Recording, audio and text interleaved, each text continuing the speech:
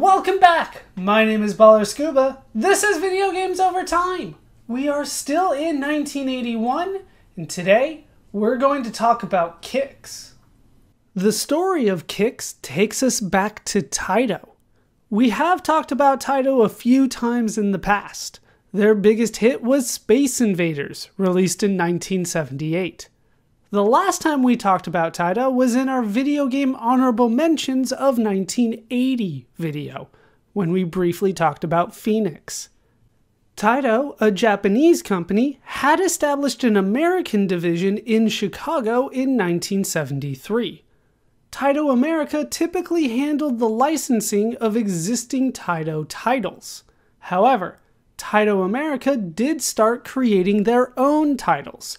Qix was one of those titles. Qix was created by husband and wife Randy and Sandy Pfeiffer. Qix is a puzzle arcade game. The Qix is a series of lines that moves erratically inside a rectangle.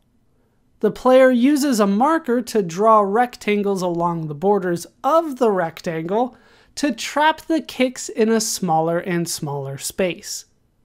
The player's goal is to cut off a certain percentage of the field, typically 65%. Then the level is won, and the player moves on to the next level. The player will lose a life if the Qix touches a line while it is being drawn, known as sticks, or the Qix touches the marker itself. There are also sparks that will chase the player along the edges of the screen. If those sparks touch the marker, the player will lose a life. As the player progresses through the levels, the game will get more difficult, including having multiple Qixes, more sparks, and the appearance of a super sparks, which can travel along lines while they are being drawn.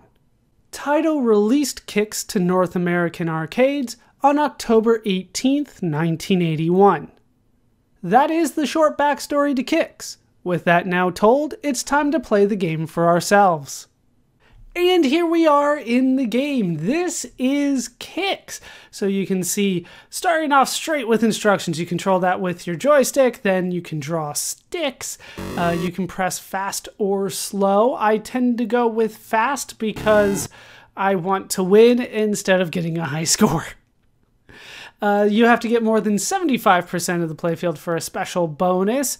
You can try to do for more to try to get more points. You can see the Qix in the middle there, the sparks on the side, and then there is the fuse that chases you if you stop moving while generating your sticks. And that's a spiral death trap. You don't want to do that. I can't imagine that you would. The name is pronounced Qix. Hopefully I was able to find a copy of the poster that says that. But yeah, let's watch them play for a little bit. That is a very strange way to start, but you know what? There is a strategy to this. You have to dodge the sparks and create all that you can, and then you get more points for going slowly. But like I said, most of the time I will be going at a fast speed in order to try to get more points. See, that what they did right there was very risky. That was very risky because that's how you lose a life. All right, let's put a quarter in and play. I have played games like this before, but I'm not particularly experienced with this game, with Qix. All right, so we start at the bottom. I like cutting off corners, or I could fail right off the bat. That is also a possibility. You know, like how the Qix just kind of hangs out with me most of the time. You know, like I said, I like going fast. I'm not necessarily after points as much as I'm going after trying to complete everything. Qix is leaving me alone, so I'm just kind of paying attention to the sparks right now.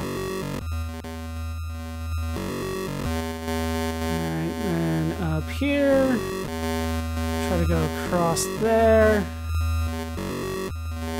You have to hold the button out if you want to go if you want to go out. So you hold the button, either the fast or the slow button. Apparently they just don't want me to do things the first time. That's the problem. So yeah, you hold the fast button and then go. That was not a good round. That was not good at all. Let's try again. So like I was saying, you hit the fast button or the slow button, and then you can kind of go out into the world. You can't just hit up and go out there. It's not the way that it works. Once again, the Kix is leaving me alone. So we're going to try to take advantage of... it shot up at me. That's the thing about the Kix. It is random. It doesn't have a set pattern at all. That's kind of one of the good points and bad points of the game.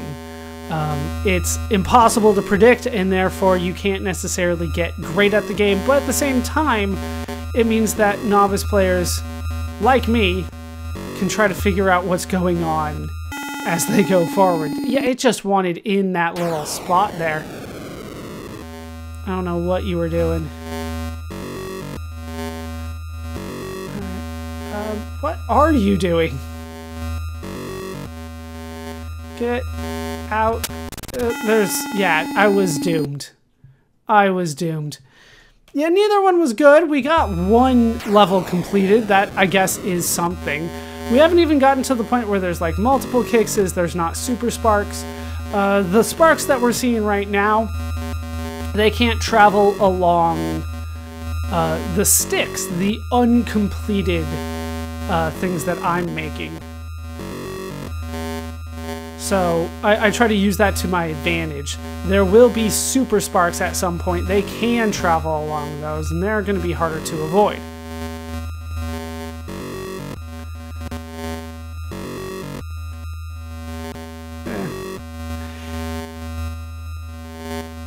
All the way to there.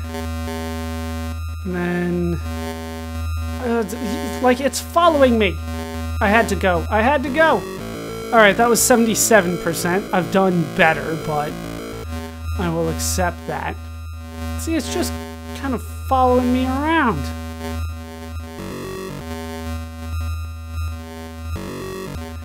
Yeah, it might be better for me to kind of cut off an entire side from it, but there's only so much I can do because the thing is so random. Like if I just go across here like I was trying to before, that works out nicely. We'll just cut off a little bit there, and I stepped out just a hair and it hit me right off the bat. I'm not particularly good at this game, very clearly. Let's try this again. I want to be able to at least try to beat the high score here. But it kind of all depends on a lot of things, and right now I'm only able to complete like one level. I feel like it's chasing me sometimes.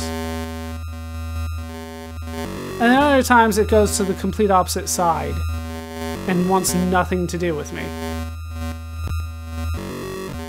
And I can't quite figure out when it's going to do each. This is slow? Yeah. Let's try to do a slow one. Give me more points. Not that I care that much. Like I said, I'm mostly after completion here. As soon as you stop the sparks, the fuse comes, not the sparks. And the sparks are what makes things more difficult here. They are the problem. Otherwise, it's just you and the Kix, and it's not that bad. But the sparks constantly chasing you means that there's going to be some times that I just have to go out and hope for the best. There was nowhere for me to go that you weren't going to hit that. That was very close. I play too risky. I'm an aggressive Kix player.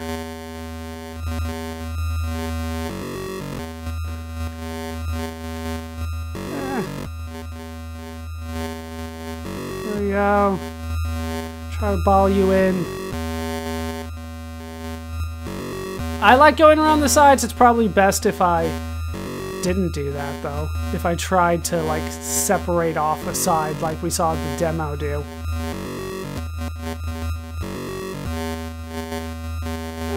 No! The sparks got me! Alright, we're gonna try this one more time. One more time. I'm clearly not particularly good at kicks, but a lot of it is, I feel, due to randomness. Let's try to do what they did.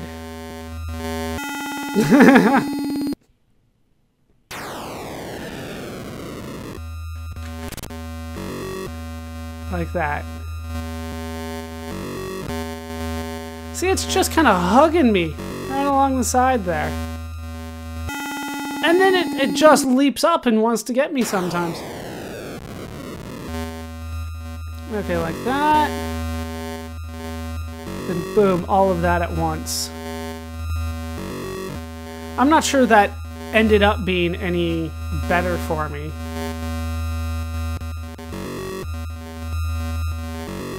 That last little one was all about survival.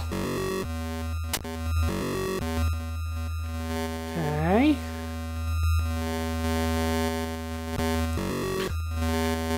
There's a lot of just surviving going on here. Hoping that the kicks leaves me alone. Okay, well, I mean, that's something.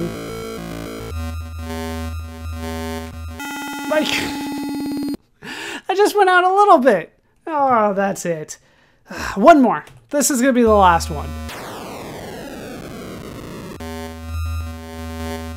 Like, leave me alone. This is why I go for corners.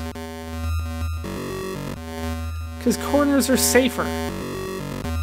It's risky going for the stuff in the middle.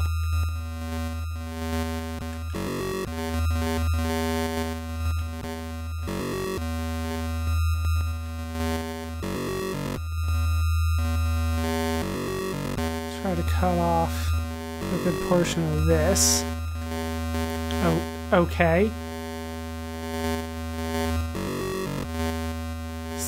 Yeah, it definitely feels like it's chasing me. Like I said, though, it's supposed to be entirely random.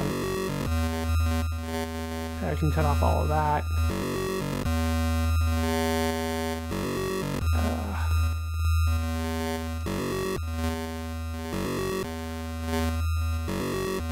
The sparks, they're oh, it got me. Oh. They're just going after me.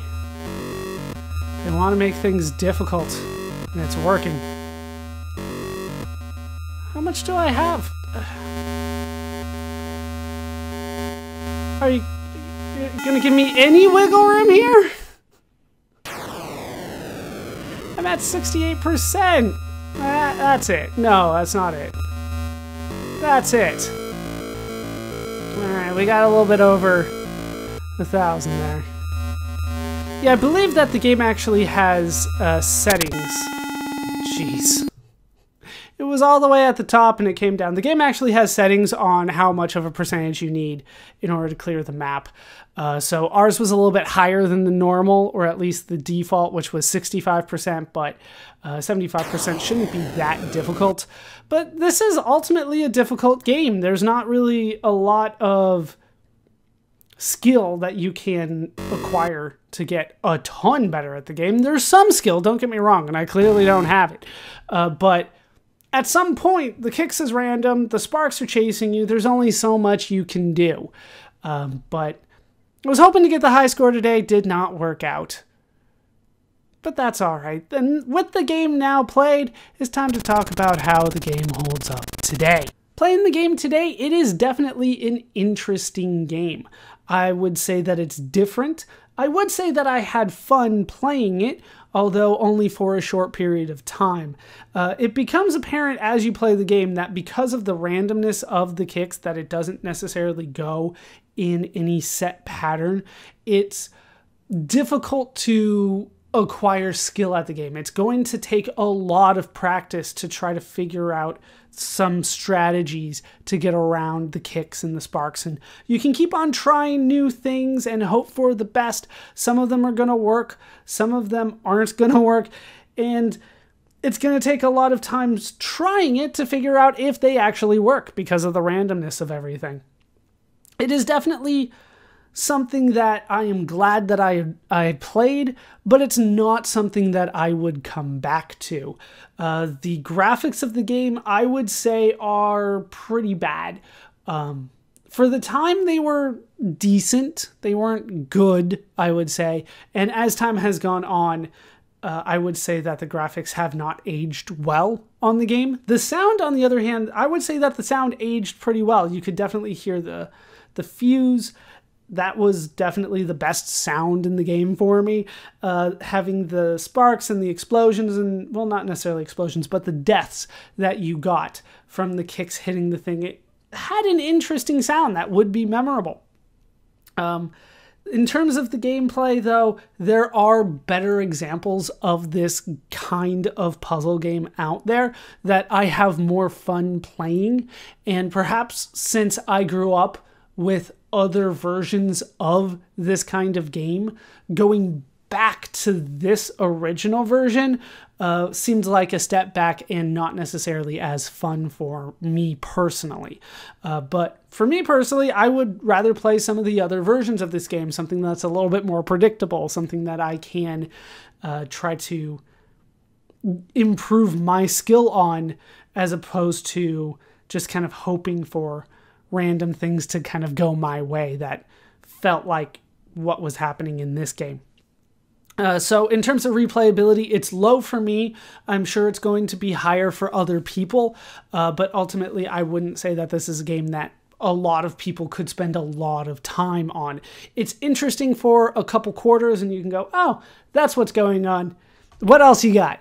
Is the way that I would picture a lot of people playing this game. Just a couple quarters and then we move on. Let's see what else there is. So that's my modern take on the game. It's fun for short bursts, but ultimately it is a game that is very much dated. The graphics, the sound, the gameplay, they're definitely of an older era, and to a modern audience, it's probably not going to be very appealing for long. And that's my modern take on the game. When Qix was released, the game proved popular, becoming one of the most popular games of the year. Qix would go on to be released in the United Kingdom on November 20th, 1981, Australia on January 7th, 1982, and Japan on May 4th, 1982. The critics were also positive on the game.